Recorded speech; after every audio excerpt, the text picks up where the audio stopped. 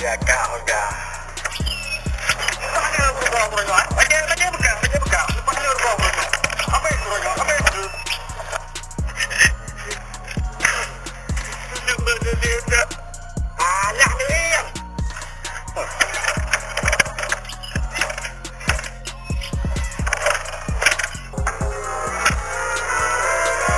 Kalau sudah ngerti, penggunanya umi kalau apa mau? Kita nak tiket buang Honda kita. Kalau tak buang dah, boleh buka. Ini kan nak naik. Ini kan gue barang lah, weh.